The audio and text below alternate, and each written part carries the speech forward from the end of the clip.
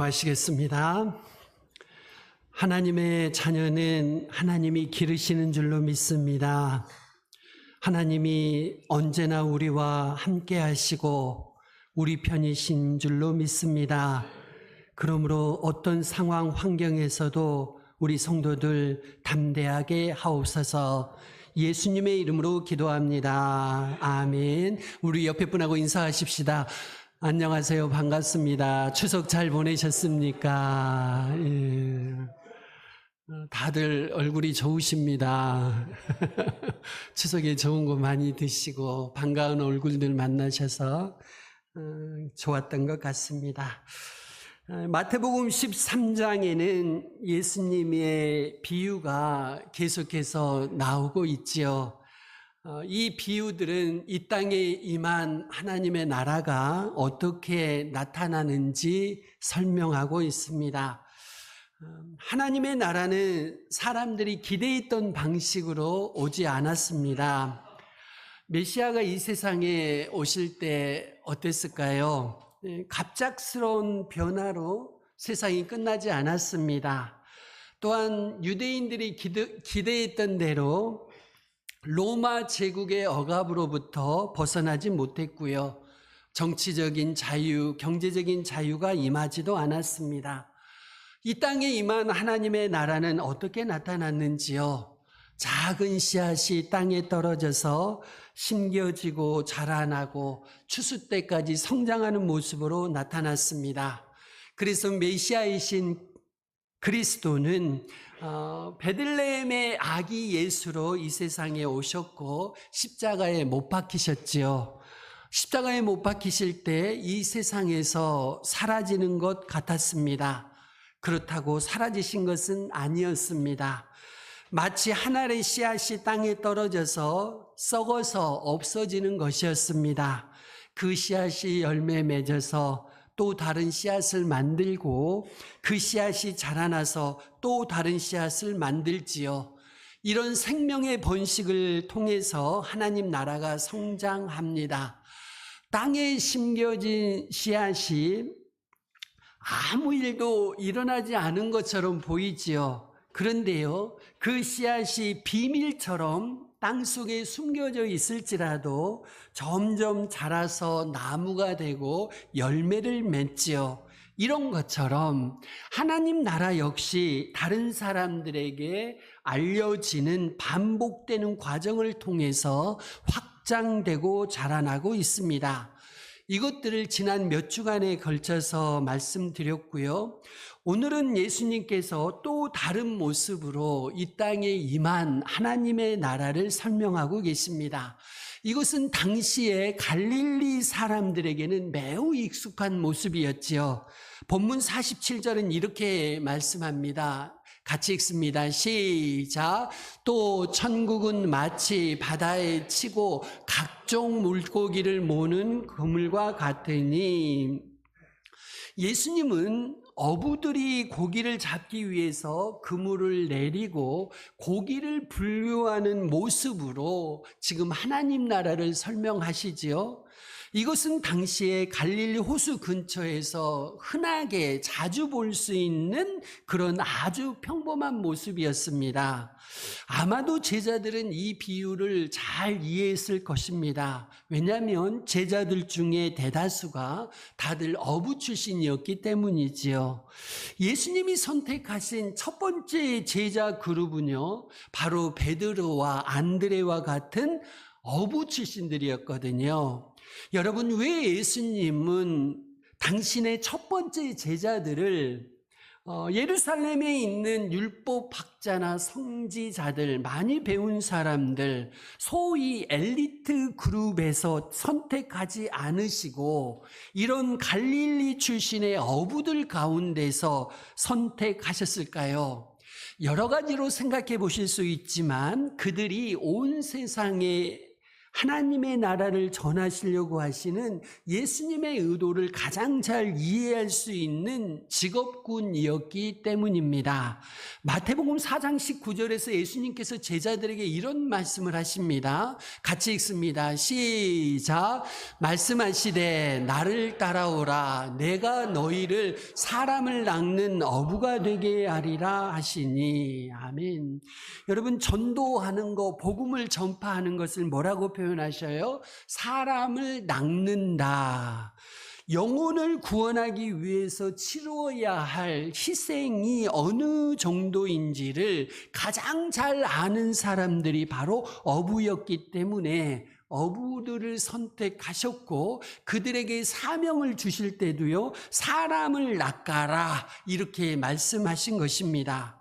그래서 한 마리 고기를 잡기 위해서 바다에 나가서 그물을 내리고 얼마나 고생을 해야 하는지를 가장 잘 아는 사람들, 어부들을 선택하셔서 그들을 제자로 삼으셨지요. 예수님이 사람 낚는 어부라고 하실 때요, 제자들은 너무나도 그 의미를 잘 알았어요. 아, 복음을 전하는 것이 고기를 낚는 것과 같구나. 그것이 어떤 수고와 어떤 열심이 있어야 되는지 제자들은 직감했던 것이지요. 예수님은 오늘 본문에서 아주 평범한 모습을 말씀하시지만 사실 그 의미는요, 대단히 두려운 것, 대단히 떨리는 것이었습니다. 그물에 잡힌 물고기 중에요, 좋은 물고기만 있는 건 아니지요. 나쁜 물고기가 있습니다. 그 나쁜 물고기가 처해지는 운명에 대해서 말씀하셨기 때문입니다. 그물은 공동체적이고 집단적인 것을 의미합니다. 그래서 성경학자들은 이 그물이 이 시대의 교회를 의미한다고 해석을 합니다. 교회는 물고기를 잡기 위해서 바다에 던져진 그물입니다요. 청교도 영성을 소유했던 존 라일 목사님이라는 분이 계신데, 이분은 이 그물의 비유를 가리켜서 보이는 교회, 우리 교회와 같은요, 보이는 교회의 본질을 가르쳐주고 있다 설명했습니다. 메시아이신 예수님은요, 어부십니다요. 어떤 어부시냐? 그물을 바다에 던져서 물고기를 잡는 어부십니다. 그러면 교회는 뭐냐? 어부의 도구 역할입니다.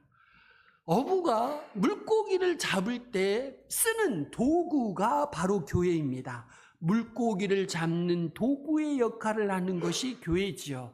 여러분, 이때 예수님이 하시는 일, 어부가 해야 하는 가장 중요한 일은 무엇일까요? 물론 물고기를 잡는 것인데요, 물고기를 잡기 전에 꼭 해야 되는 일이 있습니다. 그것은 뭐냐면 그물을 잘 관리하는 겁니다. 여러분, 고기를 많이 잡고 싶어도요, 던지는 그물이 찢어져 있으면요, 그 물고기들이 금세 다 도망가 버리거든요.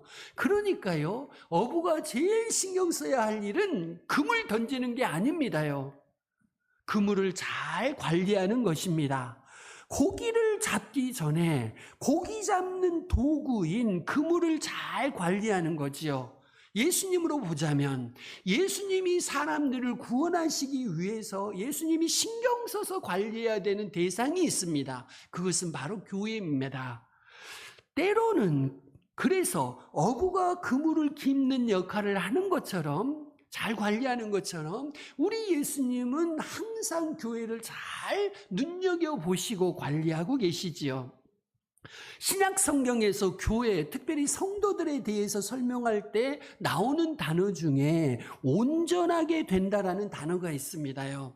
베드로전서 5장 10절에도 그 단어가 나옵니다. 우리 같이 한번 보겠습니다. 시작. 모든 은혜의 하나님, 너희를 부르사 자기의 영원한 영광에 들어가게 하신 이가 잠깐 고난을 당한 너희를 친히 온전하게 하시며 굳건하게 하시며 강하게 하시며 터를 견고하게 하시리라. 아멘. 여기 보니까요, 온전하게 하시며라는 표현이 나오죠.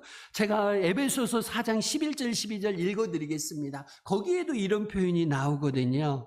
그가 어떤 사람은 사도로, 어떤 사람은 선지자로, 어떤 사람은 복음 전하는 자로, 어떤 사람은 목사와 교사로 삼으셨으니 이는 성도를 온전하게 하여 봉사의 일을 하게 하며 그리스도의 몸을 세우려 하심이라.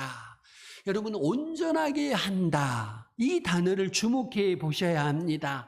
왜냐하면 이 온전하게 하다라는 단어하고 그물을 깁다라는 단어가 같은 단어이기 때문입니다. 같은 뜻이에요. 성경에서 온전하게 한다고 할 때 그 의미는요, 어부가 그물을 깁는 거와 같습니다요. 어부들이 물고기를 잡기 위해서 그물을 깁는 것과 교회의 머리이신 그리스도가 성도들을 온전하게 하시는 일이 맥락을 같이 하고 있다는 뜻입니다요. 여러분, 그물을 깁는 것이 어떤 일인지 가장 잘 아는 사람은 사도 중에 아마도 베드로였을 거라고 생각합니다. 그가 은혜의 하나님이 너희를 온전하게 하신다라고 말했을 때, 베드로는 말씀드린 대로 어부잖아요. 이 어부가 너희를 온전하게 하나님이 하신다라고 말했을 때 무슨 뜻으로 이야기를 했을까요? 은혜의 하나님이 너희의 그물을 키워주신다는 의미로 말씀하신 것이었습니다요. 이것이 어떤 의미일까요? 여러분, 사실 우리 인생이 찢어져 있잖아요. 우리 인생의 그물이 찢어져 있습니다. 아무리 좋은 그물이라고 해도요, 여러 번 바다에 던지다 보면 바다 밑에 있는 날카롭고 뾰족한 것들에 걸리지요. 때로는요, 고기가 너무 많이 잡혀가지고 그물이 찢어지는 일이 비일비재하게 일어납니다. 그물이 자주 찢어지지요. 우리 인생의 그물도 자주 찢어집니다. 교회도 마찬가지지요. 앞에서 제가 교회가 그물이라고 말씀을 드렸습니다. 본문에서 예수님이 지금 말씀하신 그물은 바로 교회라고 말씀을 드렸는데, 이 교회도요, 수시로 찢어집니다요. 여러 가지 문제로 찢어지게 되어 있지요. 가정이나 교회나 충격적인 죄로 그물이 찢어지기도 하고, 감당하기 어려운 아픔과 슬픔이 가정과 교회의 그물을 찢기도 합니다요. 그런데 여러분, 예수님이 그 그물을 키워주시는 것입니다. 찢어진 그물로는 물고기를 절대로 잡을 수가 없거든요. 그래서 어부는 늘 찢어진 그물을 키우며 그물을 잘 손질하고 관리해야 합니다. 이것이 어부의 가장 중요한 역할이고 우리 예수님이 오늘도 우리 가운데 하시는 일입니다. 여러분들이 저는 믿으셨으면 합니다. 예수님이 여러분 인생에 찢어진 그물을 키워주고 계십니다. 여러분 가정에 찢어진 그물을 지금도 키워주고 계십니다. 온전하게 하고 계십니다요. 오늘 본문 47절을 보시면 바다에 던져진 그물은요, 어떤 물고기를 잡는 그물인가요? 각종 물고기죠. 각종 물고기. 여러분, 왜 각종이라고 했을까요? 그냥 내가 잡고 싶은 것만 잡으면 좋겠는데, 뭐 좋아하는 도미든지 민어든지 우럭이든지 이런 것만 잡으면 좋겠는데, 오늘 본문을 보니까요, 그물이요, 각종 물고기를 잡는 그물이라고 하십니다. 여기서 말하는 이 그물은 저인망이라는 그물이지요. 이것은요, 이 그물은 그물 아래에 납 재질의 무거운 추가 달려 있어요. 그래서 바닥을 훑으면서 그 반경 안에 있는 물고기를 전부 다 잡으려고 만들어진 그물입니다요. 선택해서 잡으려고 하는 것만 잡는 거 아니고, 그물을 일단 던져가지고 그 지역에 있는 물고기를 몽땅 잡는 저인망 그물이라는 뜻이지요. 여러분, 예수님은 왜 이런 형태의 그물을 예로 들어서 설명하셨을까요? 여러분, 하나님 나라의 그물로 던져진 교회라고 그랬습니다. 그 교회 안으로는요, 어떤 사람이든지 차별하지 않으시잖아요. 어떤 사람이든지 차별하지 않고 온갖 종류의 영혼들을 이끌어 오신다는 것입니다요.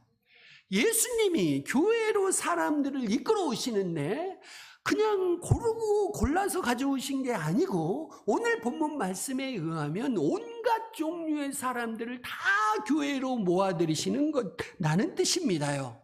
마태복음 11장 28절은 이런 말씀을 하십니다. 같이 읽습니다. 시작. 수고하고 무거운 짐진 자들아 내게로 오라. 내가 너희를 쉬게 하리라. 아멘. 다 내게로 오라고 하셔요. 교회의 문은 누구에게나 열려 있습니다. 열려 있어야 합니다. 꼭 열려 있어야 합니다. 그 교회가 받는 성도들이 제한되어 있다면 그 교회는 교회의 역할을 제대로 하지 못합니다. 제가 왜 이런 말씀을 드리냐면요. 어떤 교회는 부자들만 가는 교회들이 있어요. 어떤 교회는 가난한 사람들만 가는 교회들이 있어요. 어떤 교회는 공무원들만 가는 교회들이 있어요. 이 세상이 이상하게 그렇게 되어 있습니다요. 서울 경기도에 가서 보시면요. 어떤 교회에 가보면 전라도 사람들만 모여 있고 어떤 교회는 가보면 경상도 사람들만 모여 있습니다. 그런 교회에 가보면 다른 지역에서 온 성도들이 그 교회에 머물기가 어려운 그런 분위기인 거죠. 이해하실 거라고 봅니다요. 그런데 교회는 절대 그래서는 안 됩니다. 경상도 사람이든지 전라도 사람이든지 민주당 지지자든지 국민의힘 지지자든지 누구라도 올 수 있는 곳이 되어야 합니다요. 이런 교회를 저와 여러분이 만들어 가셔야 합니다요. 부자들만 올 수 있는 교회는 아니고요. 누구라도 올 수 있는 교회가 될 수 있어야 합니다요. 다 내게로 오라. 예수님의 이 말씀은 예수님이 온갖 물고기를 다 끌어오는 어부와 같다는 말씀입니다. 그러니까요, 보이는 교회, 우리 교회 같은 보이는 교회는요, 보이는 그물은요, 불완전할 수밖에 없어요. 왜요? 수시로 기워야 하는 찢어진 그물일 뿐만 아니라 그 안에 모여있는 것들 보니까요, 온갖 물고기가 다 들어있는 그물이어서 그렇습니다요. 어느 날 스펄전 목사님에게 한 10대 명의 성도들이 찾아왔습니다. 그리고요, 스펄전 목사님에게 자신들이 다닐 수 있는 좋은 교회를 하나 좀 소개 좀 해주십시오 부탁을 했습니다요. 스펄전 목사님이 물어봅니다. 그러면 어떤 교회를 원하십니까? 그러니까요, 이 찾아온 사람들이 자기들이 원하는 교회에 대해서 말을 합니다. 첫 번째, 성도들 간에 사랑이 충만한 교회였으면 좋겠습니다. 누구나 바라는 바지요. 두 번째, 목사님의 설교가 졸리지 않고 제발 진리만 전했으면 좋겠습니다. 세 번째, 선교에 헌신한 교회였으면 좋겠습니다. 이런 식으로 이분들이 한 10가지 정도를 조건을 쭉 제시를 하는 겁니다요. 누구나 원하는 교회지요. 스펄전 목사님이 말합니다. 죄송합니다. 그렇게 완벽한 교회는 제가 알지 못합니다. 스펄전 목사님이 10대 명의 성도가 왔는데 자기 교회에 오라고 안 했어요. 그 사람들한테. 저는 그렇게 완벽한 교회는 알지 못합니다. 라고 설명을 했죠. 성도들은 실망했겠지요. 그래서 자리에서 일어나 가려고 합니다. 이때 스펄전 목사님이 이 사람들을 다시 불렀습니다. 그리고 말합니다. 잠깐만요. 혹시 돌아다니다가 그런 교회를 발견하시면 절대로 그 교회는 나가지 마십시오. 성도들이 깜짝 놀랐지요. 물어봅니다. 아니, 그렇게 좋은 교회 발견하면 그 교회에 다녀야지. 왜 그 교회에 나가지 말라고 하십니까? 스펄전 목사님이 이렇게 대답하셨습니다. 여러분이 그 교회를 다니는 그 순간부터 그 교회는 망가지기 때문입니다.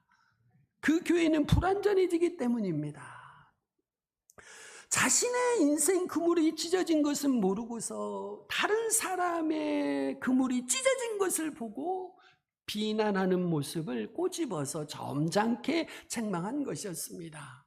여러분이 그리고 있는 이상적인 교회는요, 죄송합니다만은 없습니다.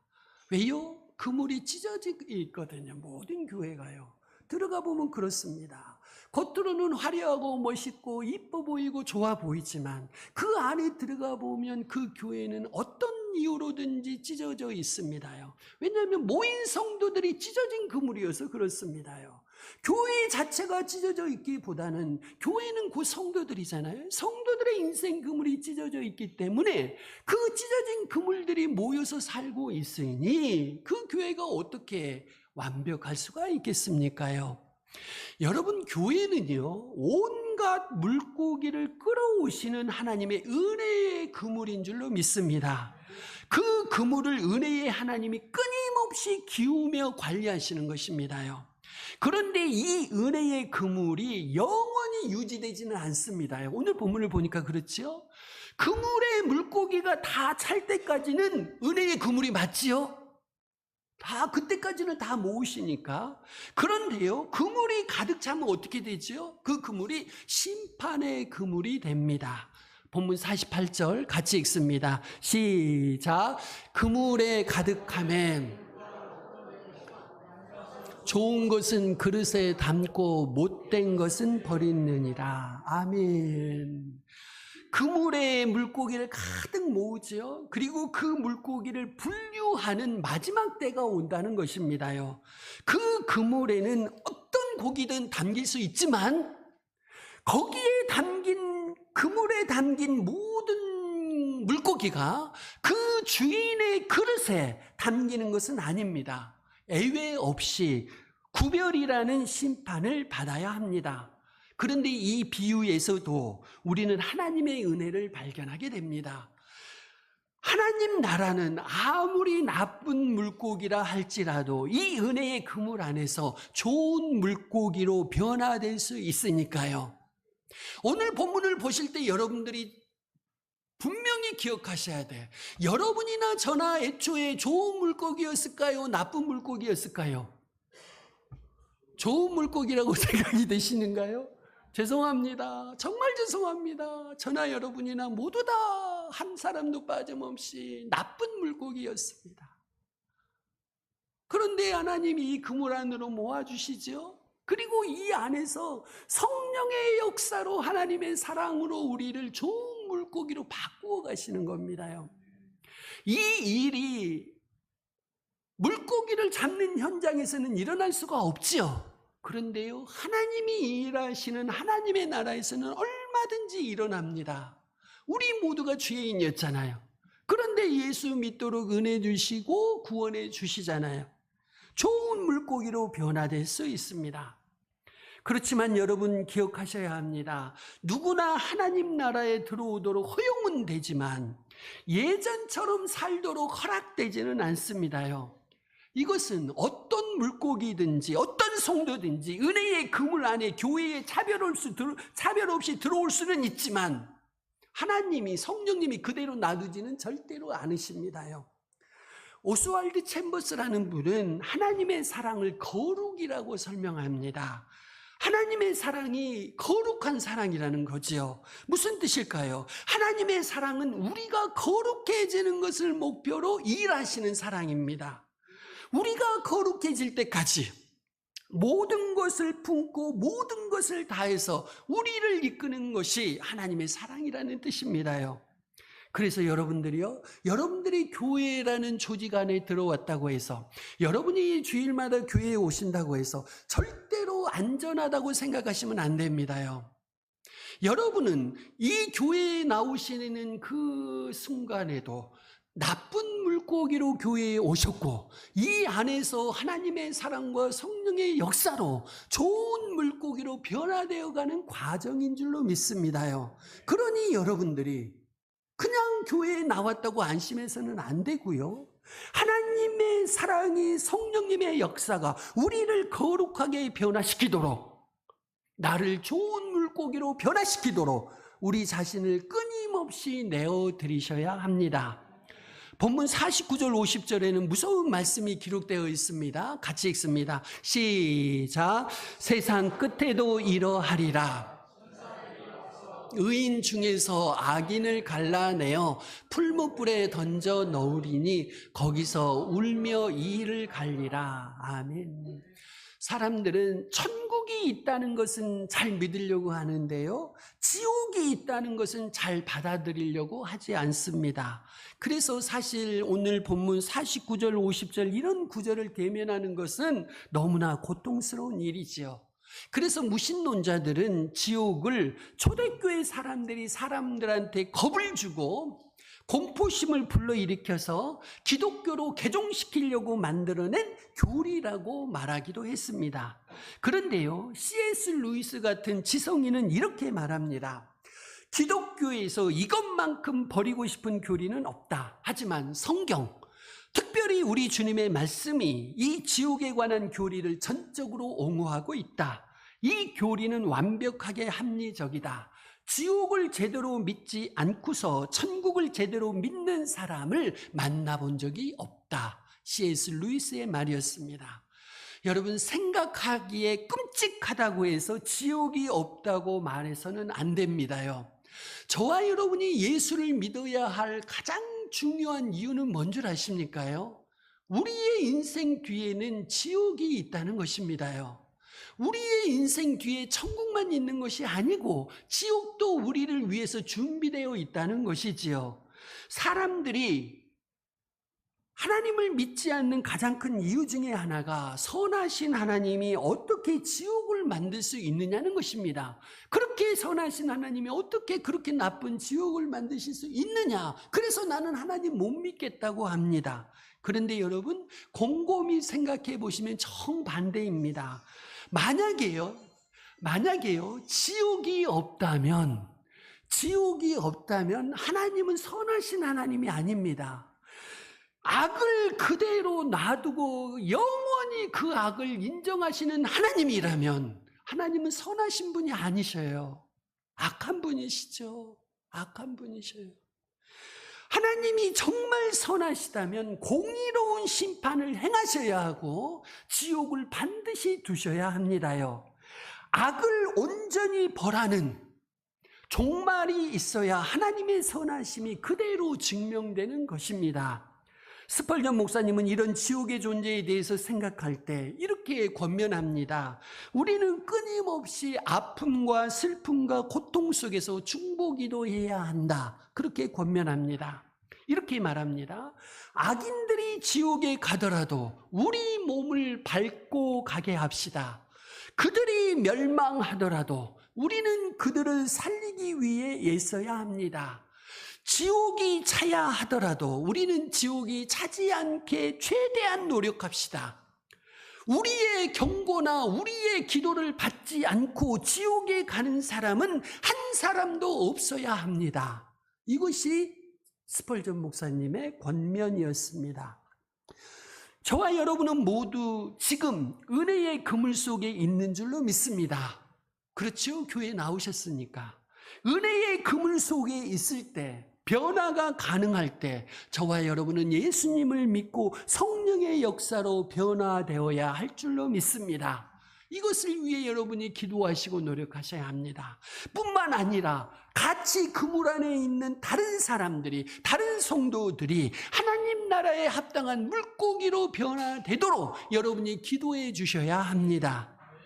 교회는요, 하나님 나라의 그물의 사명을 잘 감당해야 합니다. 그러기 위해서 교회를 날마다 하나님께 드려야 합니다.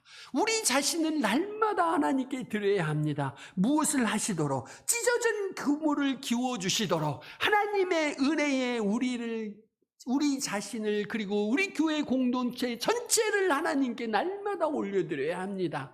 그래서 우리가 물고기를 잡는 사명을 잘 감당해야 하겠지요.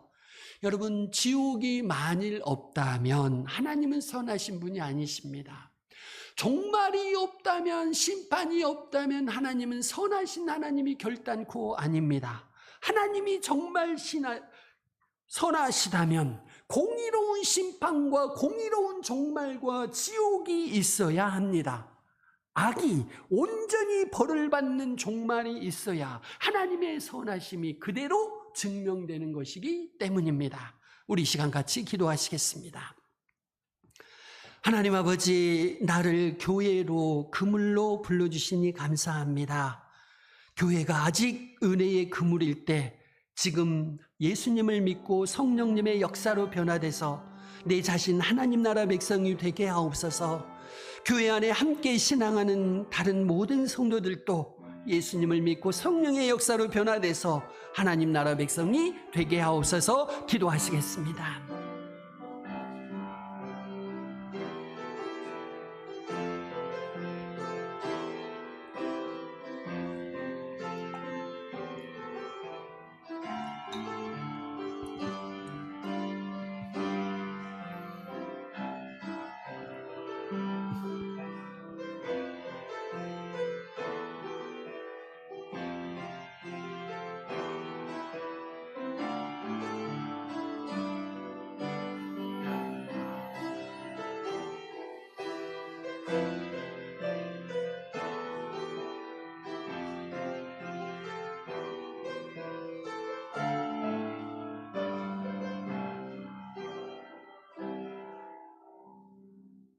하나님 아버지 감사합니다.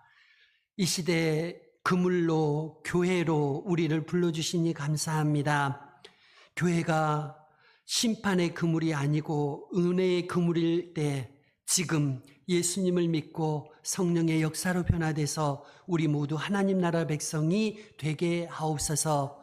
내 자신이 그렇게 변화되게 하시며 또한 함께 신앙생활하는 다른 성도들도 하나님 나라 백성이 되게 하옵소서. 예수님의 이름으로 기도합니다. 아멘.